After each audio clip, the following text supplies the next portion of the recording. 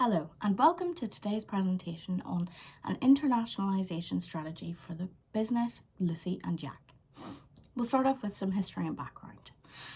Lucy and Jack, the clothing company, was founded by couple Lucy Greenwood and Chris Renwick in 2017. They found their original manufacturer Ishmael on a trip to India. The couple was inspired by a successful side hustle of selling vintage clothes on websites such as Depop during their travels. The first Lucy and Jack product was dungarees, and they remain their best sellers to today. Initially, they sold on other websites such as Depop, but it wasn't long before they set up their website so that they could sell direct to consumer. In 2019, they opened their very first brick-and-mortar store in Brighton, and as of 2025, they have 11 stores across England and Wales. The Lucy and Jack mission statement comprises of three main components. The first is people. They want to promote fairness in their business. In fact, they are a fair living wage UK employer. The second is planet. The Lucy and Jack clothes are made with sustainable materials or dead stock fabric.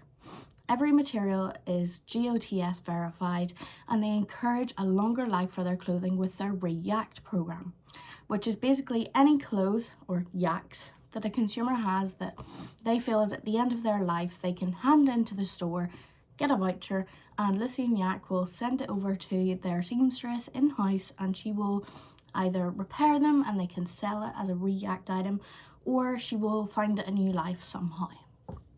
Lastly is product. The clothes range size of Lucy and Jack is UK size 4 to 32, which is a lot more inclusive than many retail brands in the UK. A financial overview. The turnover has grown 28.8% from 2023 to 2024. If we look at the limited number of financial accounts available, because it's a small brand and they haven't had to do audited full accounts for very long, we can see a steady increase in turnover and in gross profit. However, there is a slight dip in net profit. I believe this is through investment because this is around the time they started opening more stores across the UK. Again, the cash flow statement does show a dip, but they still have enough to cover bills and they could still fund an international expansion. I'm going to use a few frameworks today. The first of all is the McKinsey 7S model.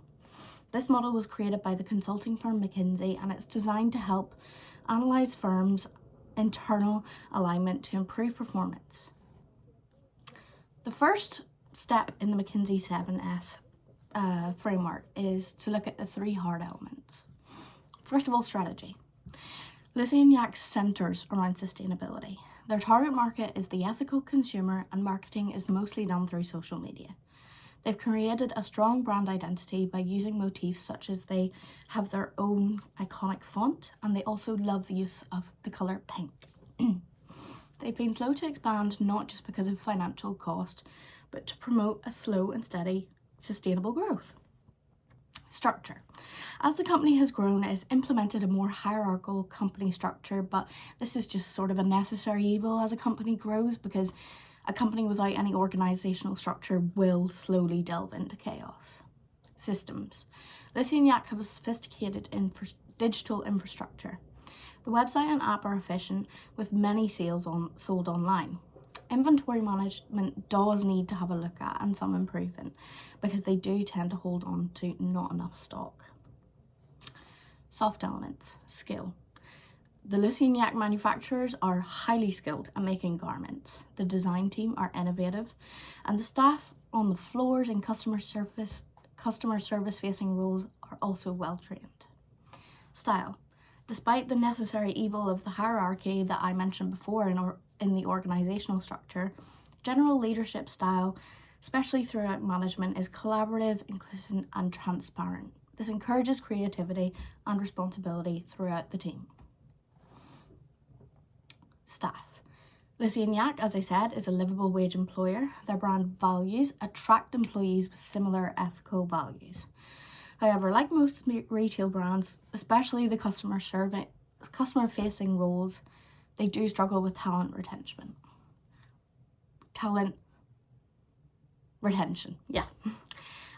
Shared values.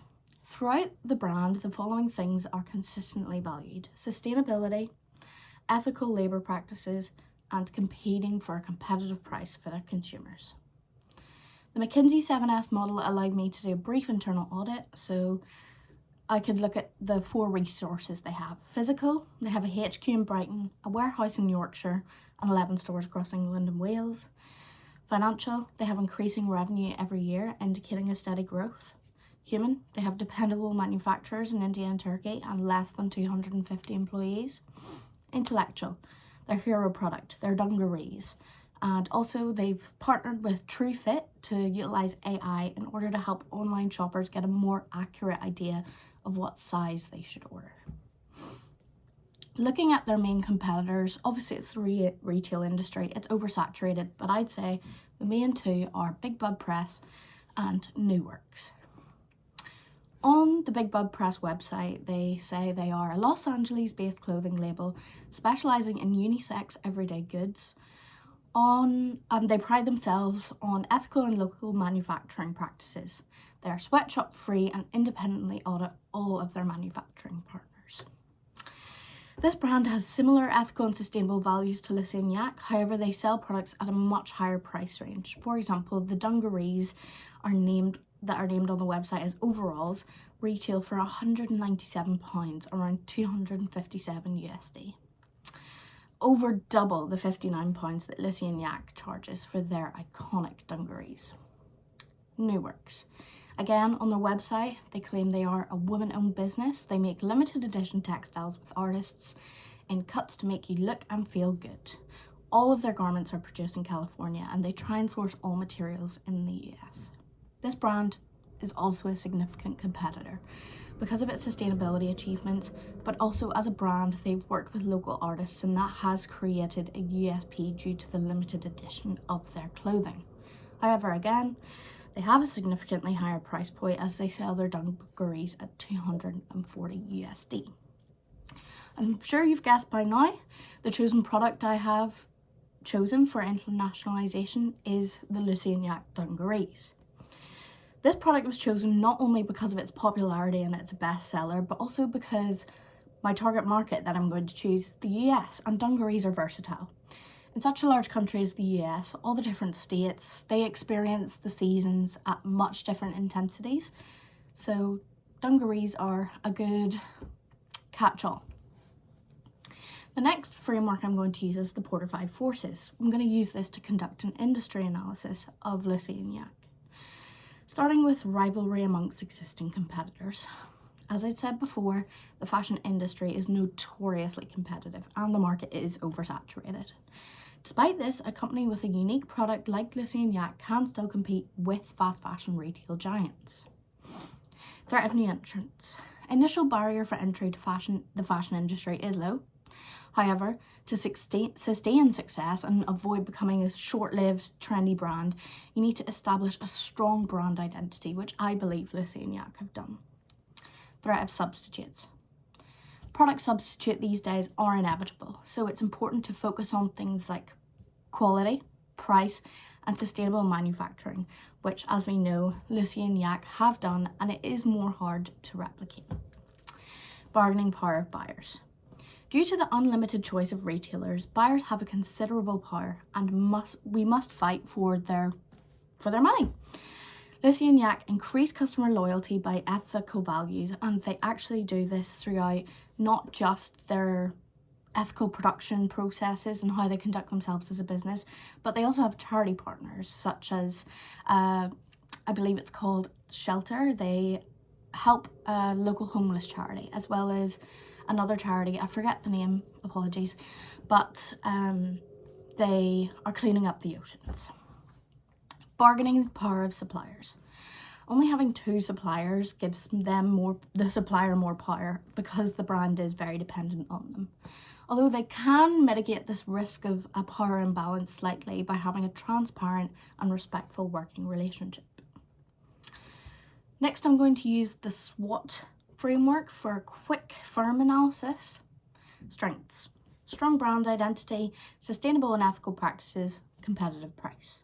Weaknesses: lack of physical presence, There's only 11 stores. It's not a massive company. A modest budget for expansion, in comparison to these fast fashion giants like Zara or Primark. And it is slow fashion, so there is a risk of potential supply chain disruptions. Opportunities. Store expansion will increase brand recognition and reach a new consumer base. Also, artist collaborations. So far, Lucy and Yak have done one artist collaboration with Ed Sheeran, and it was a great success, and I think they should keep that work up. Threats. Potential supply chain disruptions, as I said before. They do need to expand their manufacturers. And greenwashed brands. Sustainability has become stylish, and unfortunately there are many companies who have taken green initiatives just to fit in and to hop on the trend. The target market for internationalization is the USA. Why? Well, if you look at this pie chart, this will show that by region, Lucy and Yak sells the majority of their clothing and products to the UK, but second to that is the United States. A warehouse in the States would increase delivery speed for remaining online customers. The size inclusivity of the brand also matches, if not beats, the size range of US retailers. I believe the best method of entry would be a series of pop-up stores in different states. Then we could analyse the data of which pop-up store did better, and then we would know which states to have a greenfield investment and open permanent stores in those states. If not using pop-up stores, I would suggest the first state to enter would be California, specifically in San Francisco. Why San Francisco?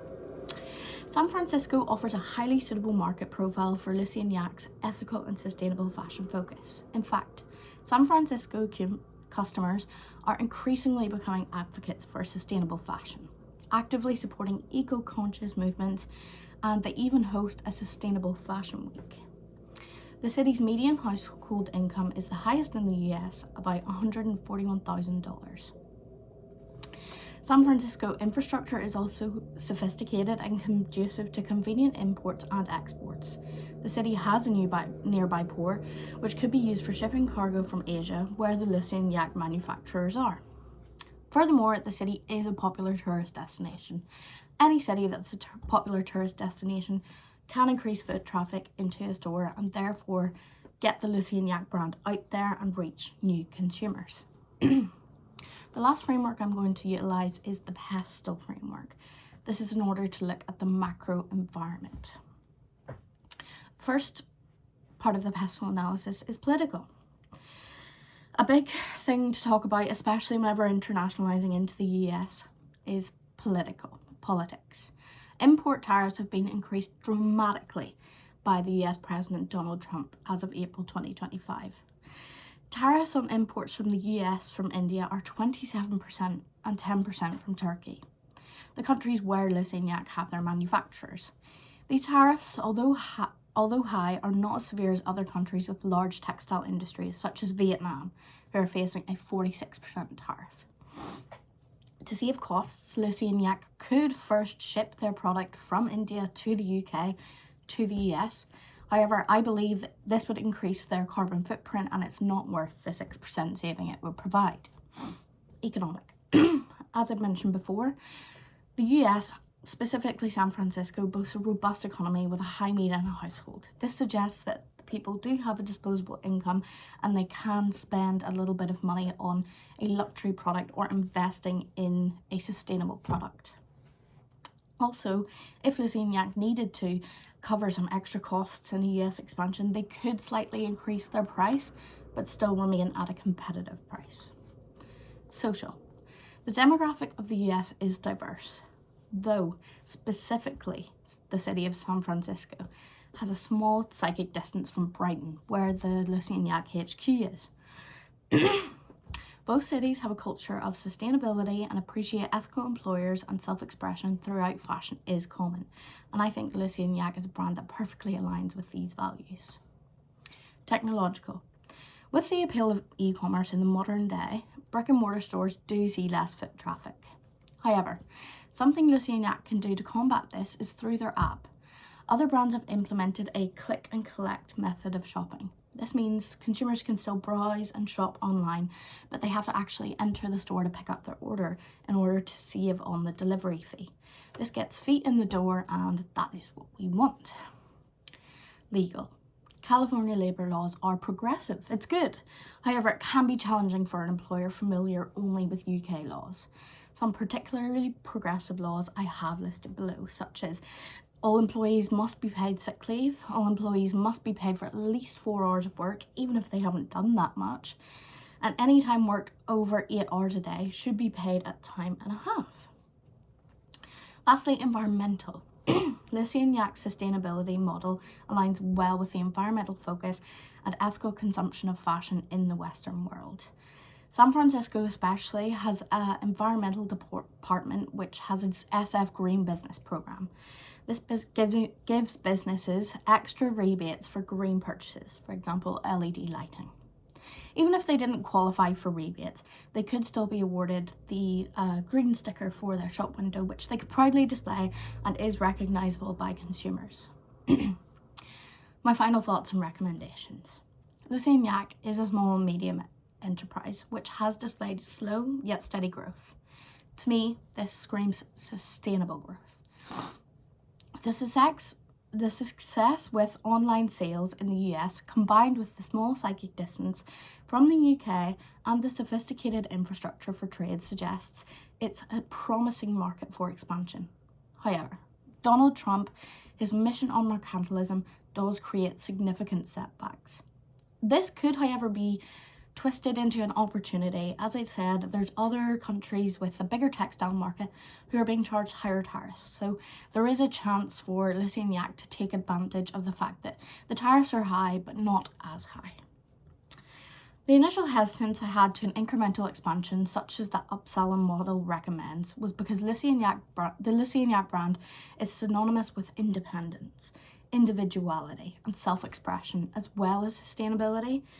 Therefore, initially selling their products in a big store like Target or Walmart, it felt like it would tarnish the brand identity they've worked so hard to create. Despite this, a greenfield expansion into the US being the most ideal method of internationalization, a more financially responsible one would be to start small.